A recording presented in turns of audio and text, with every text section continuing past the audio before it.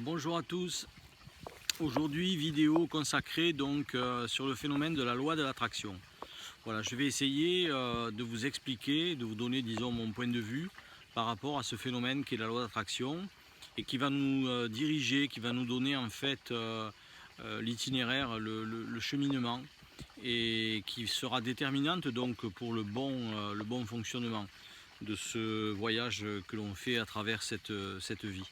Voilà, donc pour expliquer la loi d'attraction, il faut considérer les choses de façon vibratoire. Il faut considérer que en fait tout ce qui est en nous, autour de nous, ce sont des vibrations. Voilà. Puisqu'on parle de vibrations, on va aller un petit peu plus loin dans la définition, on va parler peut-être aussi quelque part de fréquences. Les fréquences vibratoires, c'est quelque chose qui pourrait effectivement déterminer un petit peu, on va dire, ces champs invisibles qui sont autour de nous et qui génèrent, on va dire, ces stimulations qui sont en fait électromagnétiques. Et on va avoir donc à travers ce système qui est relativement complexe, nous-mêmes des décryptages, des sensations, des perceptions.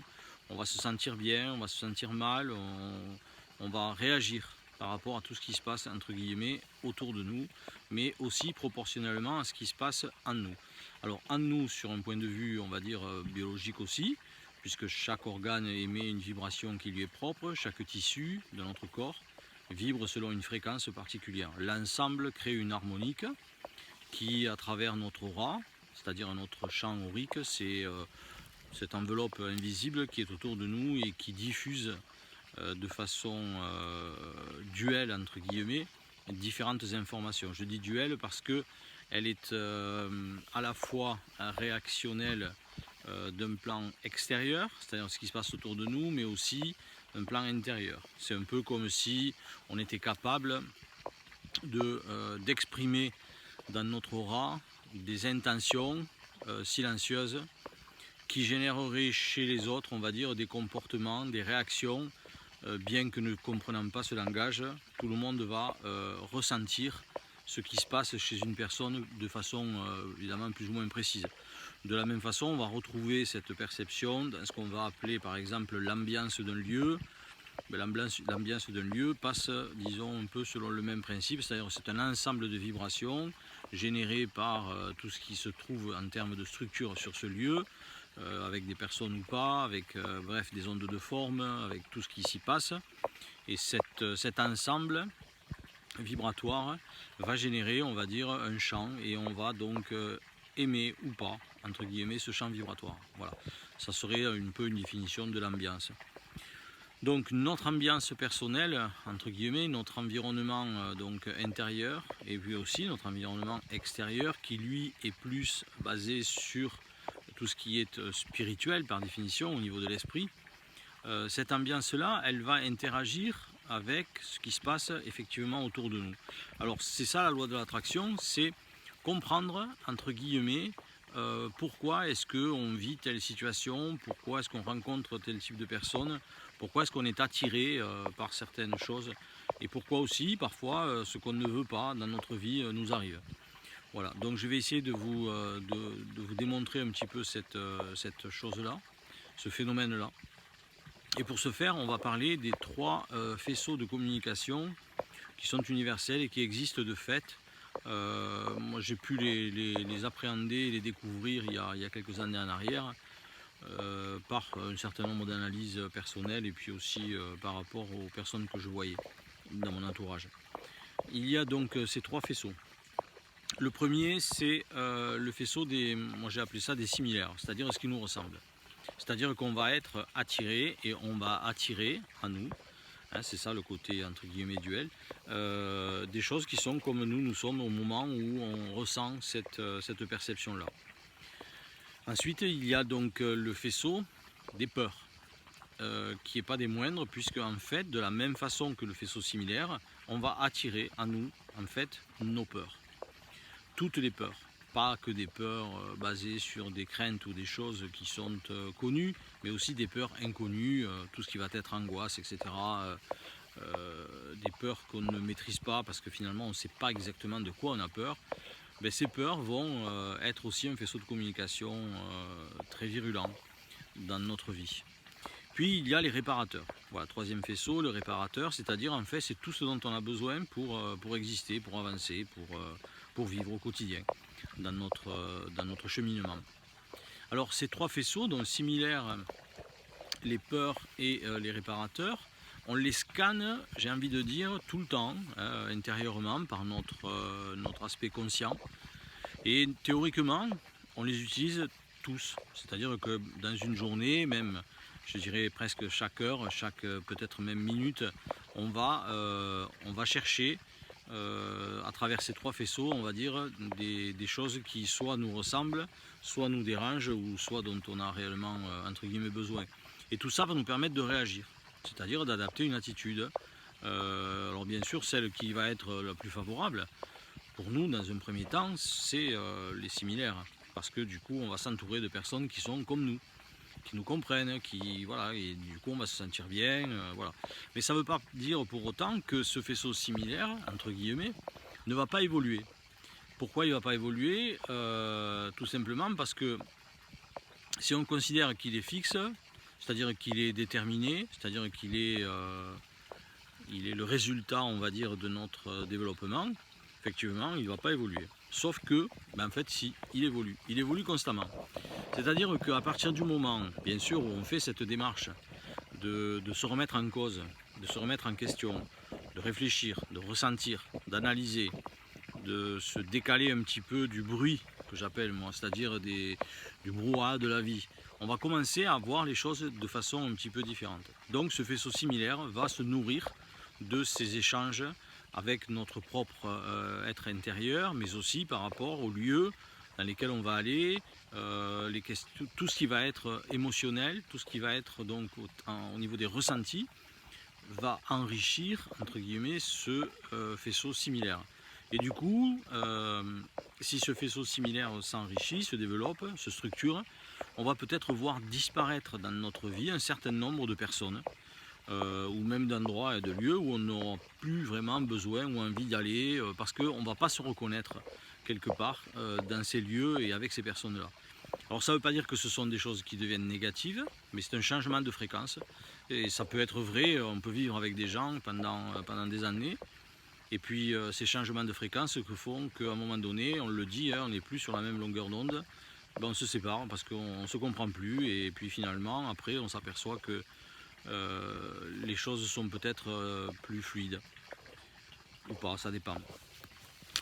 Quoi qu'il en soit, si on utilise donc ce faisceau similaire, il faut bien être conscient qu'il faut effectuer des nettoyages réguliers, c'est-à-dire donc des remises en question. Des remises en question par rapport à quoi? Tout simplement par rapport à notre évolution. C'est-à-dire en général, on va essayer de réparer ce qui ne fonctionne pas. Ce qui fonctionne, on va le laisser en l'état, ou on va essayer de l'améliorer. Pour ce faire, donc effectivement, si on va réparer entre guillemets ce faisceau similaire, il faut faire des nettoyages. Et ces nettoyages, on peut les faire de plusieurs façons. Dans la nature. Pourquoi la nature? Parce que c'est un ensemble vibratoire énergétique puissant dans lequel on va retrouver la base de tout être sur cette terre, c'est-à-dire donc les 4 éléments. Ces 4 éléments qui sont le feu, la terre, l'eau et l'air sont omniprésents dans la nature. Et ils vont permettre de nous renseigner vibratoirement, c'est-à-dire de rééquilibrer notre état intérieur. Et c'est vrai que quand on passe une journée dans un endroit qui nous correspond, on se sent bien, on est restructuré, on est quelque part rempli.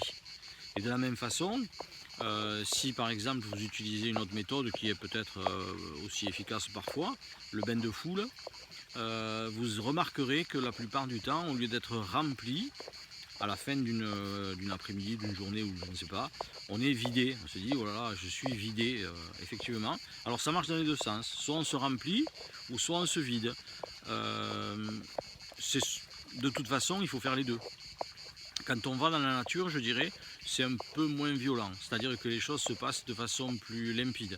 Quand on prend un bain de foule, effectivement, on va rentrer en court-circuit, j'ai envie de dire, avec des personnes qu'on ne connaît pas. Simplement le fait de les frôler, de passer à côté, de les voir, de les scanner, de les observer. Il y a des choses qui vont nous plaire, des choses qui vont nous faire peur, des choses qui vont nous attirer. Bref, c'est le même principe, toujours ces trois faisceaux. Et cette multiplicité d'échanges va faire qu'il va y avoir une réaction de type court-circuit entre guillemets et on va être vidé. Et après il faut penser bien sûr à se restructurer d'une façon ou d'une autre, ce qui est normal. Voilà, pour ma part, bon, je préfère la nature que le bain de foule parce que je m'y retrouve beaucoup plus facilement et l'isolement m'amène, on va dire, bon nombre d'éléments dont j'ai besoin pour cheminer. Voilà. Alors, je vais continuer par rapport donc à ce faisceau similaire. Je vous ai dit qu'il est évolutif, donc il va être renseigné par un environnement, mais également les autres faisceaux de la même façon. C'est-à-dire que le faisceau des peurs, il est renseigné aussi par le quotidien, par tout ce que l'on vit, toutes les choses qui sont fondées ou pas. Alors pourquoi elles ne seraient pas fondées? Tout simplement parce que ça peut être des croyances. Hein.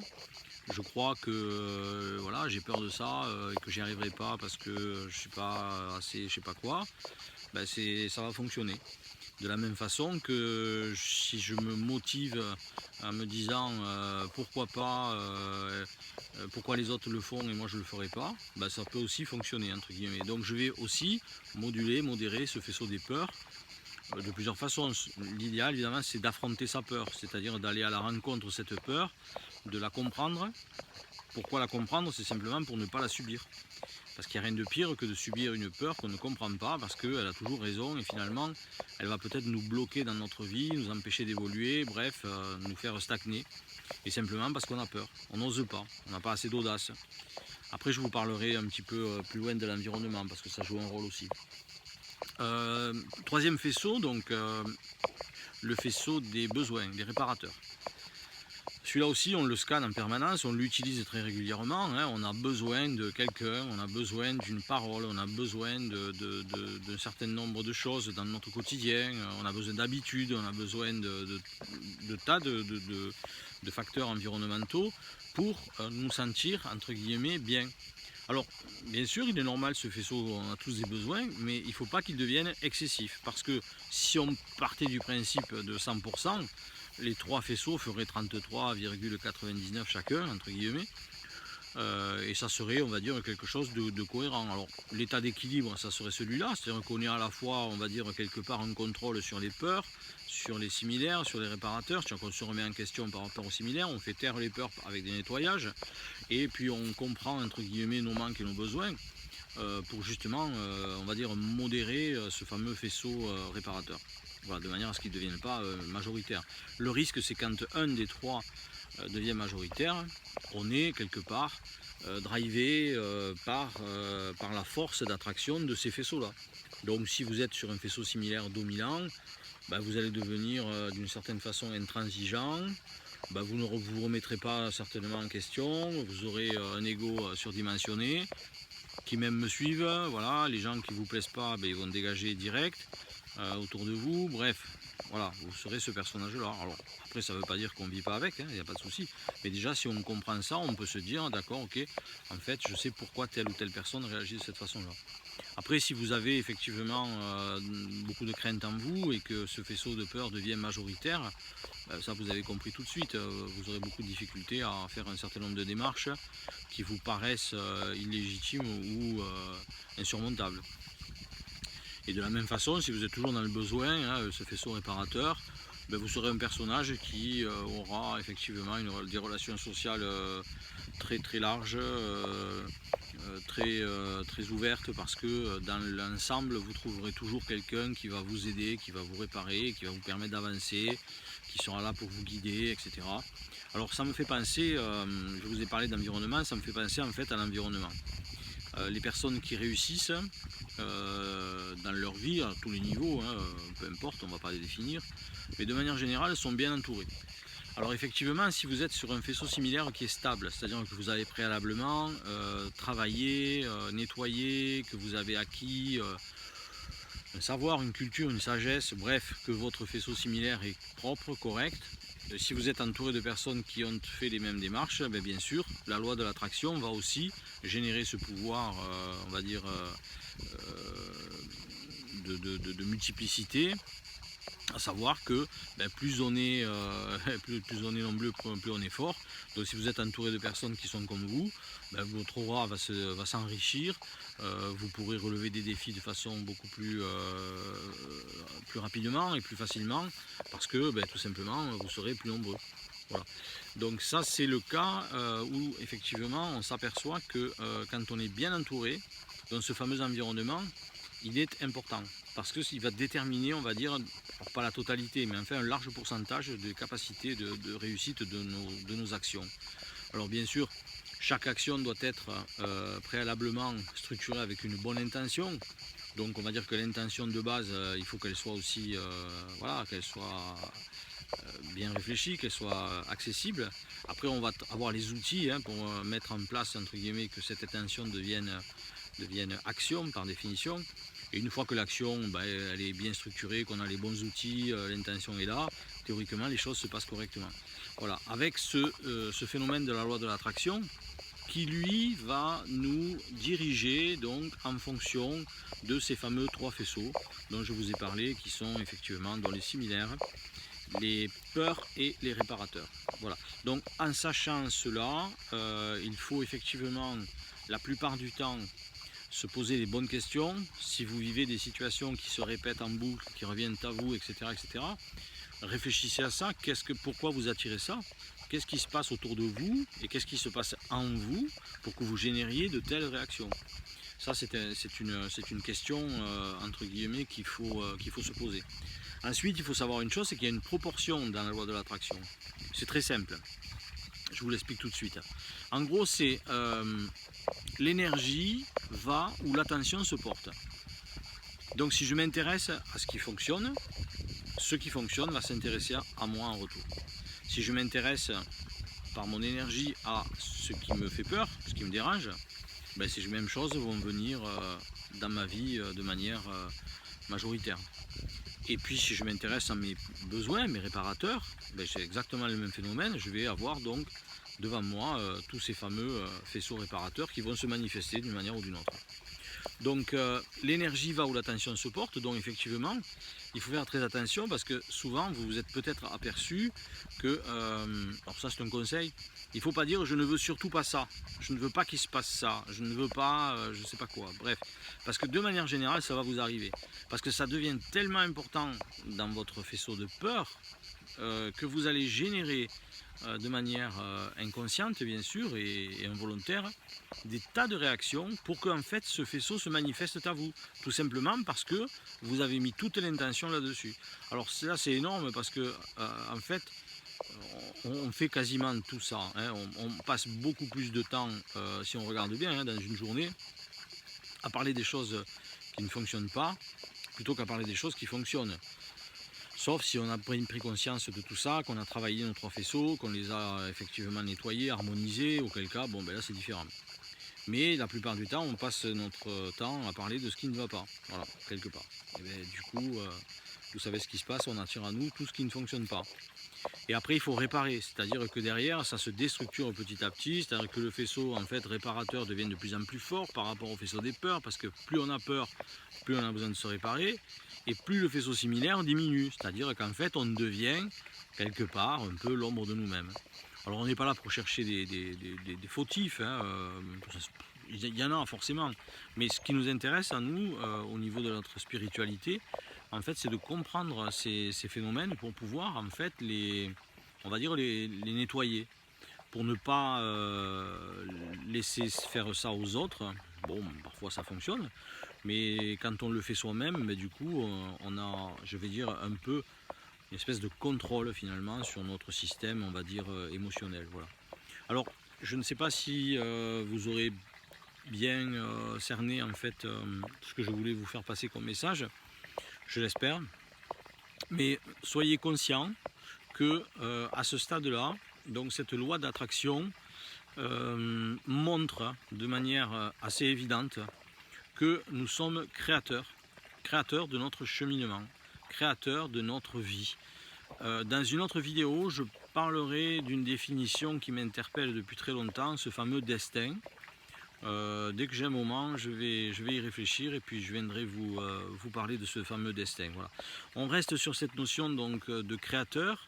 Donc soyez créateur, créatif, attentif à tout ce qui se passe en vous et autour de vous, parce que vous allez pouvoir effectivement corriger cet environnement de vie et puis je l'espère optimiser tout ça de façon à ce que vous arriviez à un état d'équilibre. Voilà. Allez, je vous laisse sur une petite image d'équilibre. En fait, dans la nature, l'eau représente un équilibre fondamental. C'est comme ça. À très bientôt.